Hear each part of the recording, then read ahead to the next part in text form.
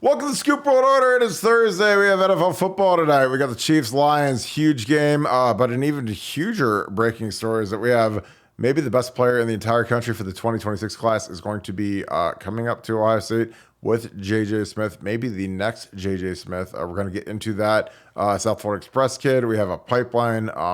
Very excited about this kid coming up, so we're going to break that down. What do we expect to see change for the Youngstown State game? We're going to get into that a little bit. And we're just going to keep taking your questions and grinding along. As always, we're very appreciative and thankful for you guys. Thank you guys for growing this channel. It is growing at an astronomical rate. Again, the content, we're pouring it out for you guys. We appreciate you guys. If you guys want the best companion that there is for your NFL and college football season, join BuckeyeScoop.com. We're going to have a huge game there going tonight for the Chiefs-Lions game. We have betting threads. We have a lot of really great information. Our game threads are absolutely incredible. So we'd love to have you guys join us in our Buckeye Scoop family. So join BuckeyeScoop.com. Send it. And if you remember, send it to your friends, your family, all your Buckeye cohorts. We need everybody because the more the merrier, the better it gets. As always, shout out where you guys are watching from. Again, we appreciate seeing where you guys are at. Again, we got a lot of Florida, California, Texas, Georgia, Ohio, obviously, all over the country, Europe, Asia. Appreciate watching, seeing where you guys are watching from, as always. If you enjoy this content, please click like. Those are huge for us. Click subscribe, send it to your friends and have them subscribe. And then also click that little alert bell so you can see when we go live. With that being said, I'm going to get right to my good friend, Nevada.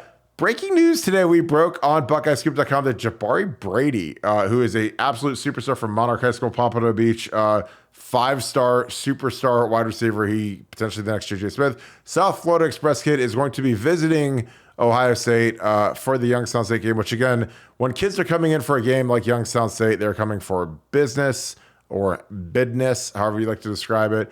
J.J. Smith will also be in the building, a superstar, five-star, best player in the class of 2024. What does that all mean to you, Nevada? We got his film ready to go. His film is absolutely sizzling, so we're going to be very excited to break that down. But what does it mean when you have a kid like Jabari Brady coming in for a lowly game like Youngstown State?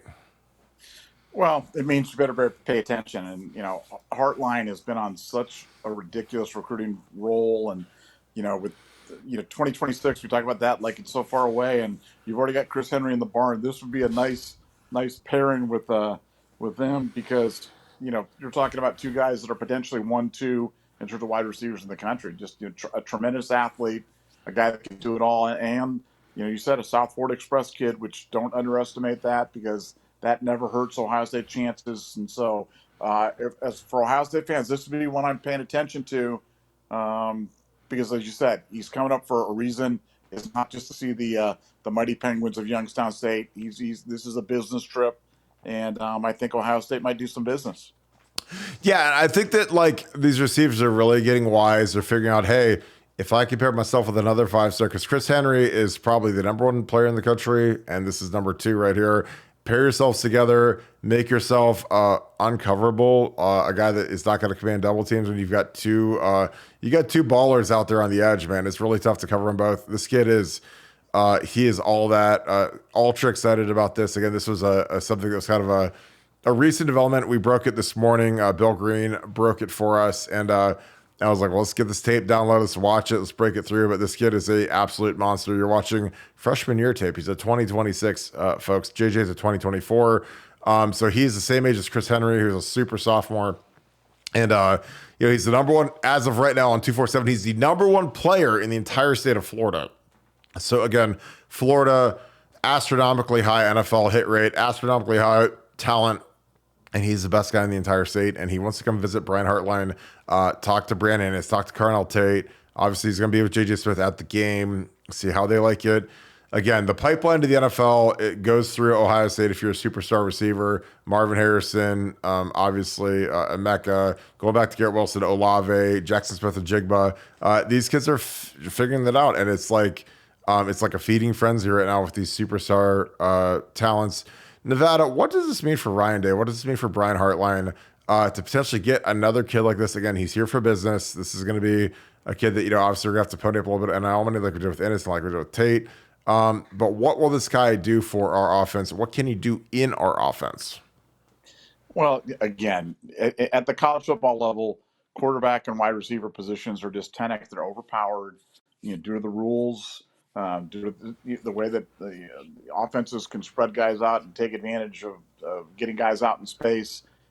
It's a passing game right now, and having guys like this, where you're just rolling great wide receivers on top of great wide receivers, you kind of create that opportunity for kind of that dynamic type of offensive talent when you do that, because it's not just a 1 year thing. We're just bringing guys in waves, and it's so much easier to recruit them, as you said, because wide receivers are smart enough to. It's not like the quarterback position where Yeah. if somebody else is good, that takes away from you. This is a thing where if somebody else is good, it's additive to you. It makes you better. It gives you more opportunities to shine. And wide receivers are smart enough to see that. And Ohio State is the place to be if you're a premier wide receiver. And it's this is a pretty big development, even though I know it's a couple years away for folks. But this is a big one because this is an elite talent, and you can never have enough of those elite talents. Yeah, and I think Chris Henry jumping in the boat early, it helps shepherd a kid like this in. Again, I go way back in the Wayback Machine when, the Minnesota Vikings had Chris Carter and Jake Reed. They draft Randy Moss, and you're like, well, they already have two number one receivers. Chris Carter, obviously a Hall of Famer, maybe probably the best receiver in Ohio State history. They draft Randy. Randy obviously becomes first ballot Hall of Famer. And it just made them that much more lethal. Again, it happened again this year with the Vikings. Justin Jefferson, the best receiver in the entire National Football League, is now joined by Jordan Addison, who was a first-round pick, a USC guy, Blitnikoff winner as a sophomore. I think that these guys are starting to figure out that, hey, it's a lot more fun when you're not getting doubled and you're not getting the coverage rolled your way, because they have an actual real dude to worry about on the other side of the offense. And I think that that's something that guys like Marvin and Emeka thrive on, because everybody gets to eat. Everybody gets to get single coverage. Everybody gets to have fun in the offense, as opposed to, having one guy that they have to shut down and roll coverage to. Like with Ohio State, I mean, with Emeka and Marvin, I mean, you have to account for both those guys. Those are both real dudes. Those are guys that are both potential, first round picks, top 10 picks. Marvin probably top 5, Emeka probably top 15. They're going to be drafted as number one receivers in the league, and they're both playing in college together. So I think it's a spectacular development as we keep stacking these phenomenal wide receivers. Again, like with Ennis, Tate, the Rogers brothers, even though they're not actually real brothers. Those guys are all number one-ish type receivers, and I think it's fun to see how these guys develop. Another development is Nicholas Rodriguez, a kid from St. Thomas Aquinas. I'm going to flick his film on. Missouri commit, linebacker. I think underrated as a 3-star. He's probably more of a 4-star type guy. Had a great first game at Aquinas. He is going to sneak up here. A lot of smoke about it being flip watch, that he could commit. Nevada, what would it mean to grab a kid like Nicholas Rodriguez, who's a guy who a lot of people really like? Obviously, Jim Knowles likes him enough. He thinks enough of Ohio State to get up here and come take a visit, which, again, if you're Missouri, he could tell Missouri, oh, I'm just coming up to hang out with my buddies, my 7-on-7 South Florida Express teammates. But, if you're Missouri, if the supermodel, the 10 out of 10 chick walks past you and wants to take you like Ohio State is, it's probably not going to end well for Missouri. But what are your thoughts on Nicholas Rodriguez visiting? Obviously, he plays for maybe the premier program in the entire country, dynamic player. But your thoughts on potentially adding a linebacker who I think is underrated as a 3-star, but he's a Missouri commit? Definitely underrated kid, and this is definitely commitment watch. I think Ohio State feels that way. I think the people close to him feel that way. So I think this is definitely a kid that could definitely be part of the class. And look, Missouri puts out football players just like everybody else. And, when I watch the tape, it's hard for me to notice the differences between a 4-star kid like him and a 5-star kid. And he's certainly not a 3-star kid. I mean, he plays at a high level school, and plays, terrific. And this kid is 4-star all the way. And I say all the time, be excited about every commitment, because you just don't know. I mean, if we just need another example this year with Malik Hartford, where we're like, that was not a commitment that was met with any type of wild fanfare or celebrations or parties. And I'm telling you, he might end up being the best kid in the class. And I know we haven't had a chance to see it yet, but he's special and he's really good. So, look, I'm excited about every commitment, and this is a kid that really is excited about coming to Ohio State and really excited about making the visit. So hey, watch the tape for yourself and make your own determinations. But he looks plenty good to me. Yeah, and our film will all be up on BuckeyeScoop.com's YouTube page, so make sure you follow that and like that. We're going to put his 4K highlight reel up. But again, I think that, when you get a kid from St. Thomas Aquinas, he's legit. He's been coached, finest coaching staff maybe in the country. The home of Nick Bosa, Joey Bosa, just an absolute cadre. If you want to go in the Wayback Machine, Nate Sally was kind of the first guy of the pipeline at St. Thomas Aquinas. But again, when you play big-time ball and you're a playmaker in a big-time program, it's just different. It's a different world. It's a different type of mentality. I think this kid, again, I'd take him just because I think he's got a lot of ability, but also, I want more of these Aquinas kids. I mean, Aquinas kids, when they show up, man, they're ready for war, man. I'm telling you, Joey Bosa showed up. He's ready to start day one. Nick Bosa showed up, ready to start day one.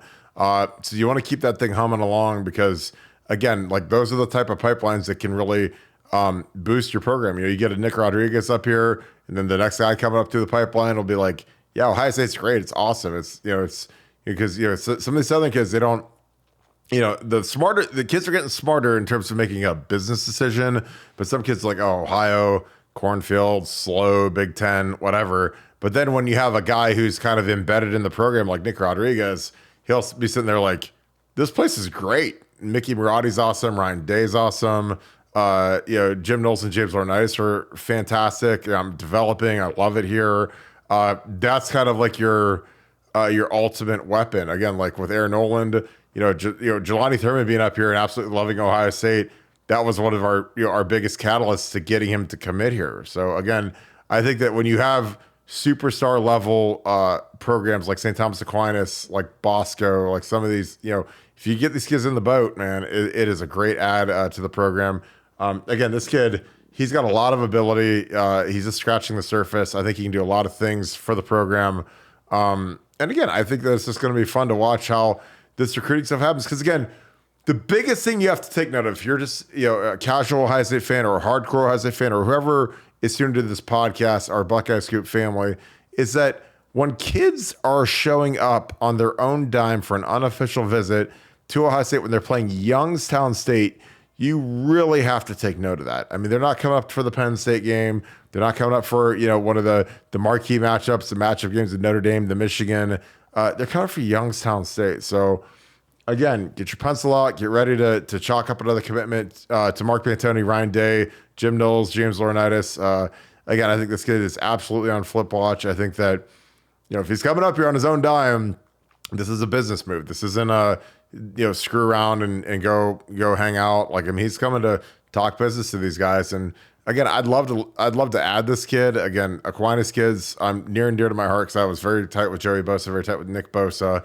And there's just something about these kids where they show up, they're ready to go and ready to ball out. So Nevada, as we keep grinding through the season, we're heading into week 2 against Youngstown State. Obviously, Indiana, very, very close to being a 37-3 game. Obviously, the McCord draw, he cuts the right way.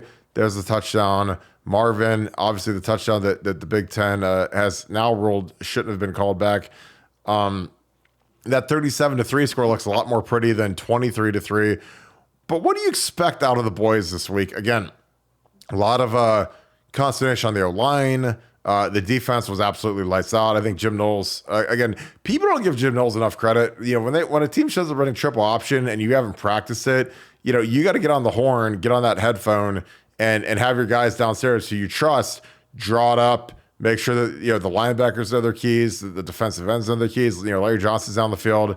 I mean, the triple option can be a nightmare. In 2014, when we were the best team in the entire country, won the national championship, Navy ran for 370 running the triple, and we had 6 weeks to get ready for it. So when Indiana shows up running that, you're like, oh God, I got to get my defensive end to tackle the dive, and I got to get my my outside linebacker to take the quarterback, and I got to get my force player to take the pitch. Like, doing that on the fly is something that's extremely difficult, and we did it almost flawlessly. And I don't think that we get enough credit for how well our defensive staff communicated that and got it all shut down.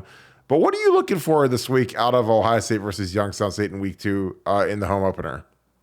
Well, I think one of the biggest things coming out of the Ohio State camp this week is what I kind of expected coming after the Indiana game, that it was going to be fire and brimstone and a lot of soul searching and and it really wasn't that way. I mean, it was really teaching, spending some time on fixing some little things, because it was a lot of little things that became bigger things for us. But we were a lot closer to being pretty good against Indiana than we might have thought in first review. And it was some little breakdowns. It was some little mistakes. It was, a lot of little things that can be cleaned up. And the players are confident. The coaches are confident.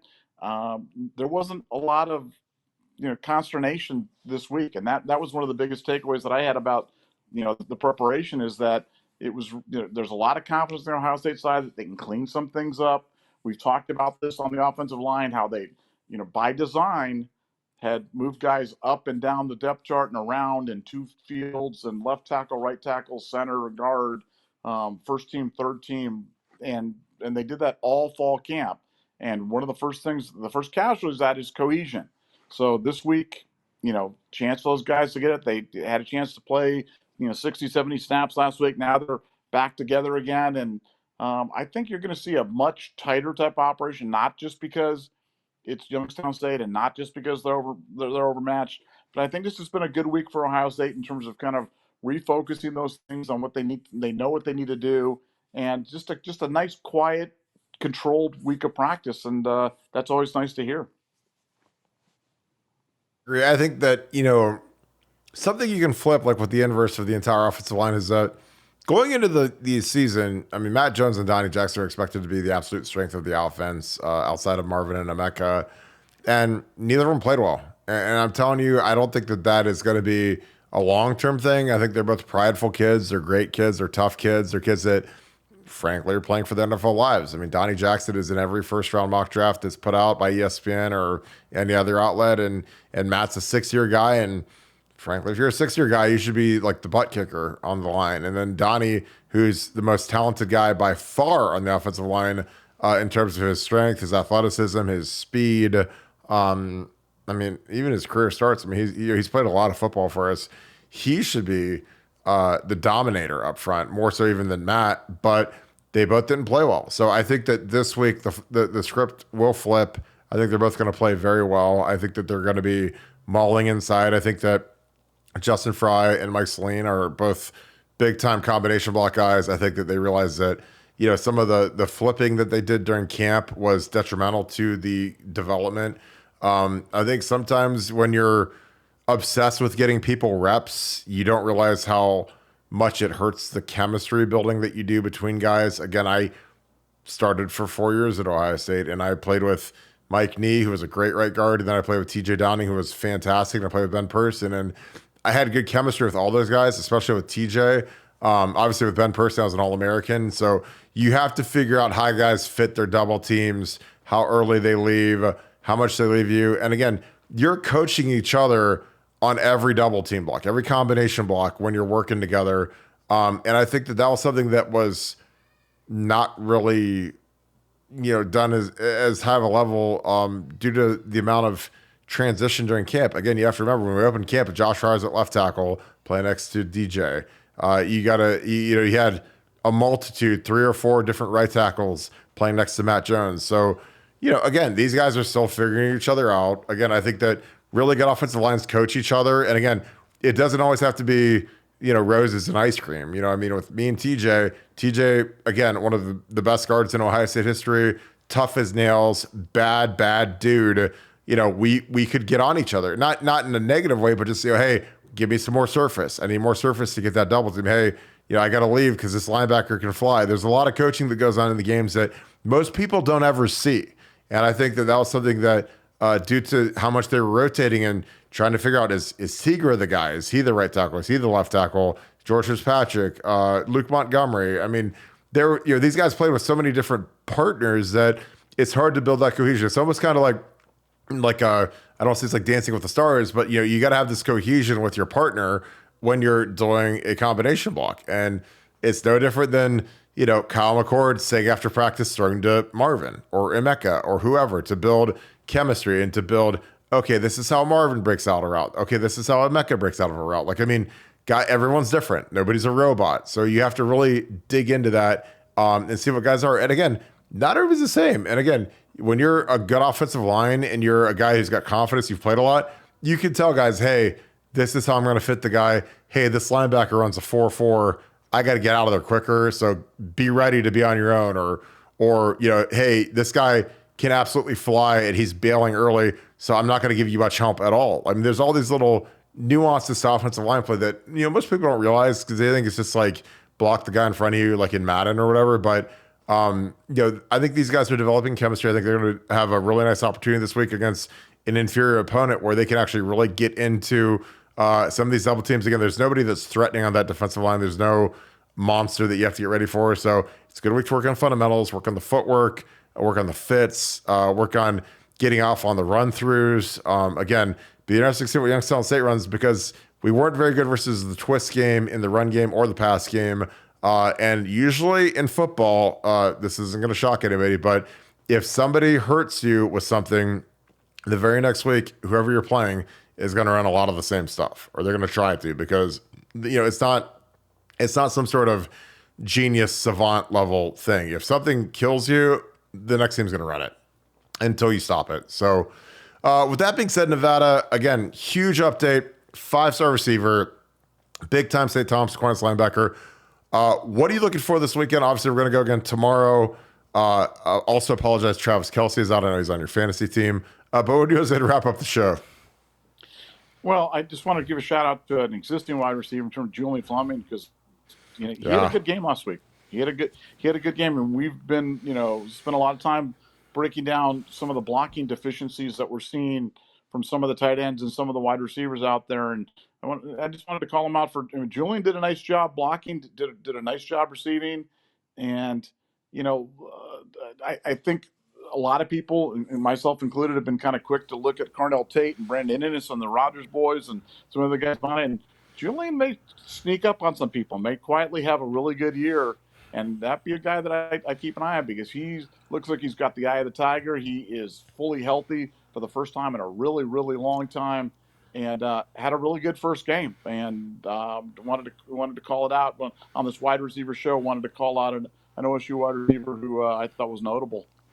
I am totally with you. I thought Julian played his best game as a Buckeye. I mean, he looked big, physical, menacing, kind of what you expect out of a 5-star wide receiver who's the number one player in the country. So congrats to him, man, because he's been through heck with the shoulder injuries and just, falling behind Jackson Smith and Jigba. And, when you're in that wide receiver room, if you miss a couple practices, man, you're second team. I mean, you got Marvin and Mecca, you got these guys that are absolute war daddies, coming after your spot. And that's tough. Like if I was playing tackle and Orlando Pace and Corey Stringer were freshmen and I'm a sophomore, like I'd be terrified to ever miss a practice or miss a workout because, those guys are coming, man. You got Ennis and Tate and you got the Rogers brothers. I mean, you got some bad dudes in there. So, well, we're going to wrap this show. As always, we appreciate you guys.